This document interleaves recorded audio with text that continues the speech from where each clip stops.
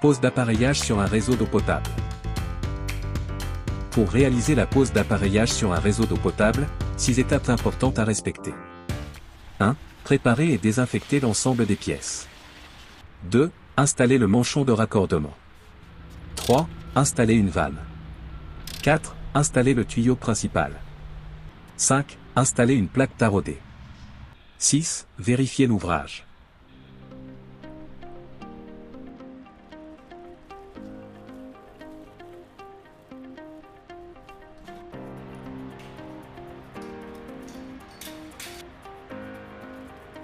Étape numéro 1.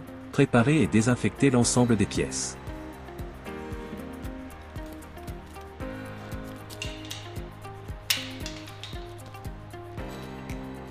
À votre arrivée sur site, déposez l'ensemble des pièces nécessaires sur une surface propre.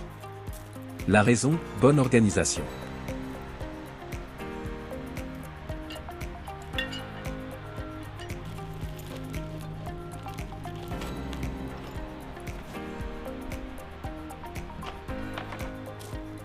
Désinfectez ensuite une par une l'ensemble des pièces avec un pulvérisateur et de l'eau chlorée. La raison, ne pas contaminer le réseau.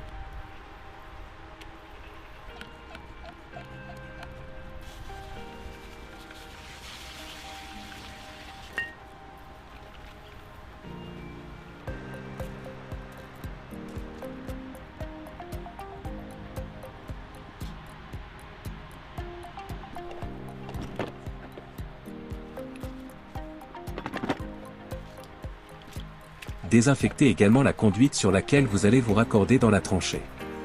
La raison, éliminer les impuretés.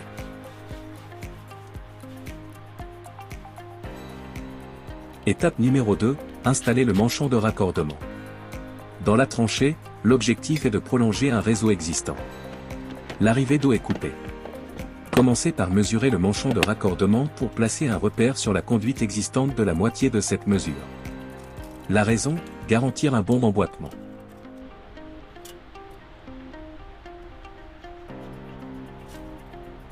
Dévissez les boulons du manchon sans les enlever avant de l'emboîter jusqu'au repère sur la conduite. La raison, faciliter la mise en place et permettre un serrage uniforme. Resserrez ensuite les boulons de compression à la main.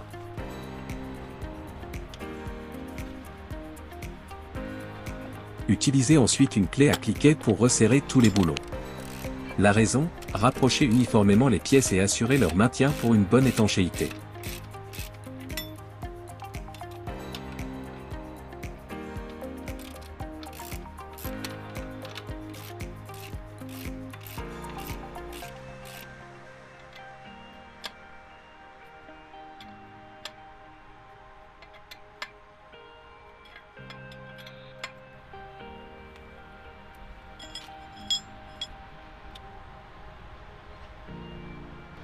Étape numéro 3, installer une vanne. La vanne, ici en diamètre, sert à sectionner la conduite quand on souhaite couper l'eau. Pour cette étape, placez un joint entre la vanne et le manche de transition avant de serrer l'ensemble avec les boulons de compression. La raison, bonne étanchéité.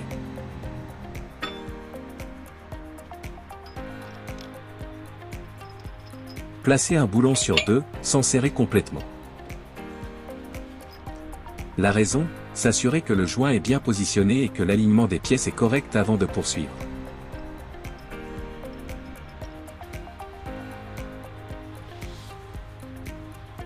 Installez ensuite les boulons restants avant de resserrer l'ensemble avec une clé à cliquet.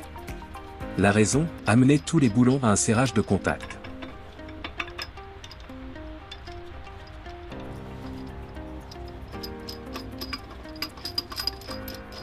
Le serrage s'effectue en quinconce pour permettre à ce que la pièce soit uniformément serrée. La raison, répartir la compression uniformément et éviter les écarts de serrage. Placez des repères pour réaliser ce serrage en quinconce. La raison, faciliter le travail et éviter les oublis.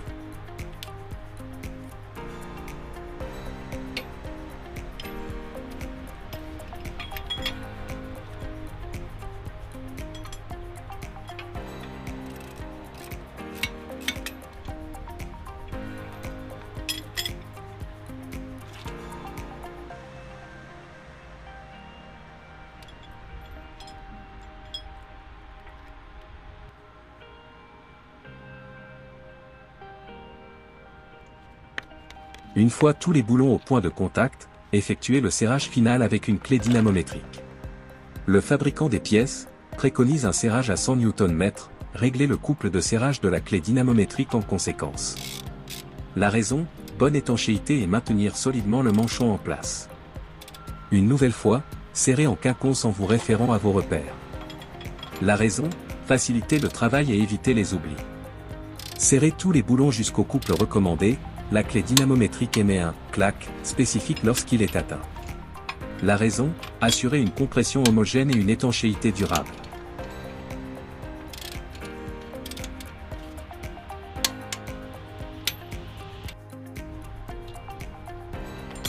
Étape numéro 4, installer le tuyau principal.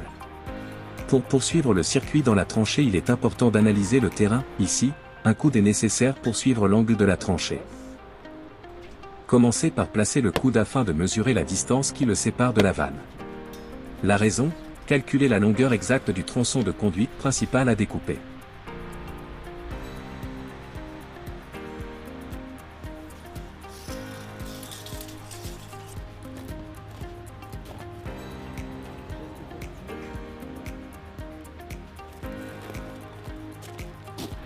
Récupérez ensuite une conduite neuve et la découpez aux dimensions souhaitées à l'aide d'une scie orbitale.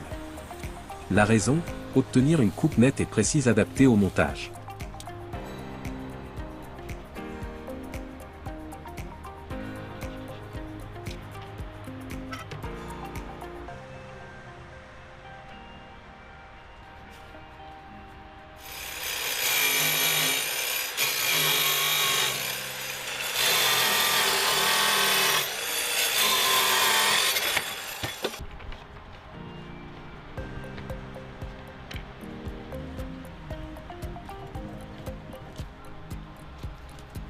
Placez la conduite dans la tranchée et la désinfectez avec de l'eau chlorée avant de l'installer. La raison, l'hygiène sanitaire du réseau.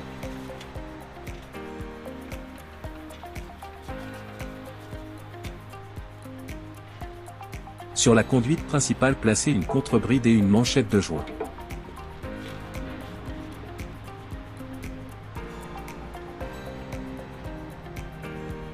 Tracez un repère une fois installé.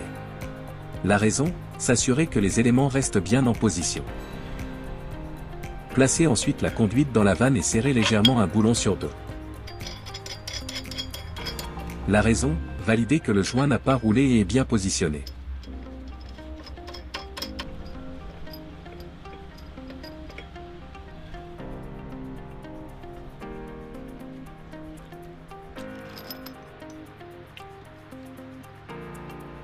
Serrez ensuite en quinconce avec une clé à cliquet.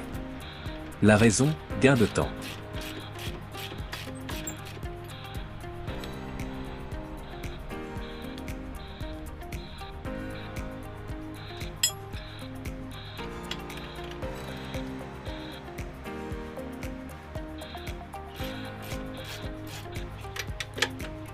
Enfin, utilisez la clé dynamométrique pour finir le serrage.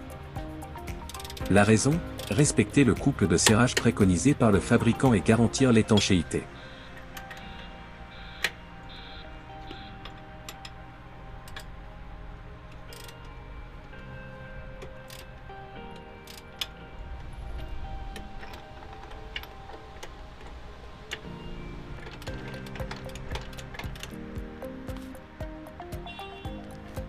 De l'autre côté de la conduite principale, désinfectez à nouveau toutes les pièces nécessaires au raccordement du coude.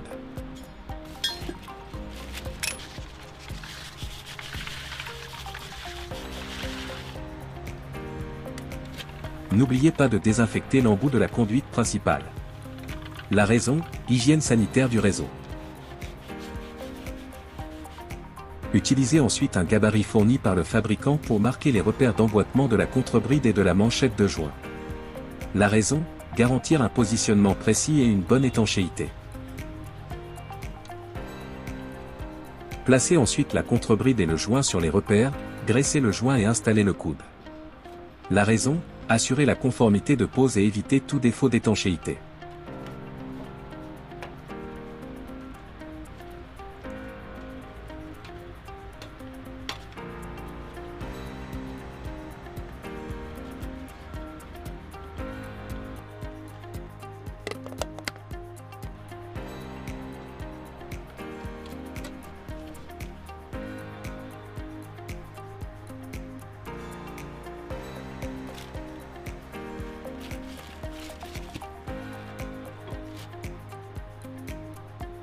Procédez au serrage à la main avant d'utiliser une clé à cliquet.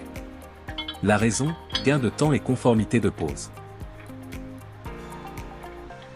Certaines pièces ne nécessitent pas de serrage au couple dynamométrique. Le serrage manuel suivi d'un serrage à la clé à cliquet suffit à garantir leur bonne tenue. Reproduire ce montage autant de fois que nécessaire pour suivre le tracé de la tranchée. La raison, garantir la continuité et la qualité de pose du réseau.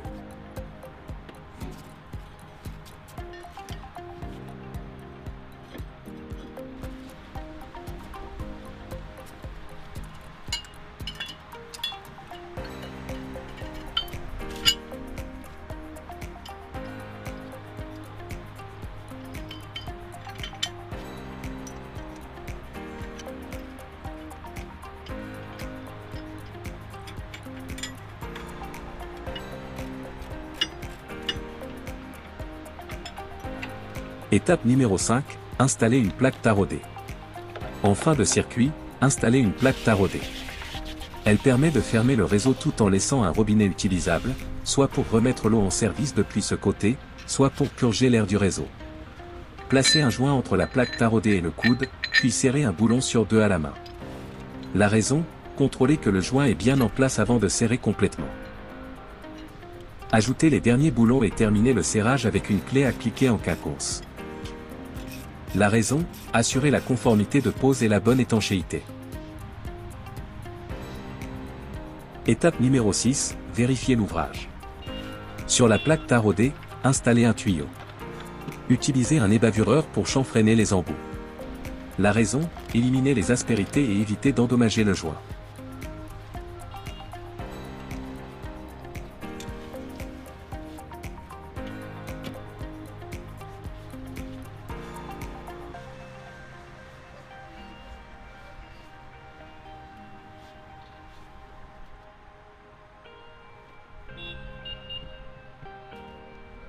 Une fois le tuyau raccordé, connectez-le à un clapet anti-retour muni de vis de purge, puis à un compteur d'eau, et enfin à un robinet quart de tour. La raison, permettre le contrôle, la comptabilisation de la consommation et l'ouverture-fermeture du réseau.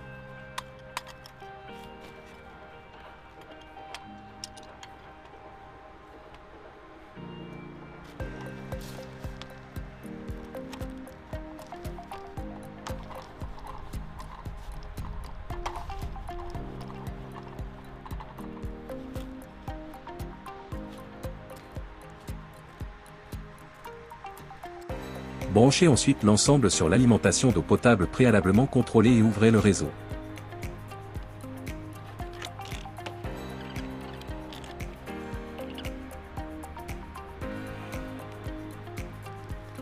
La raison, vérifiez que l'installation est fonctionnelle, que l'eau circule correctement et qu'aucune fuite n'est présente.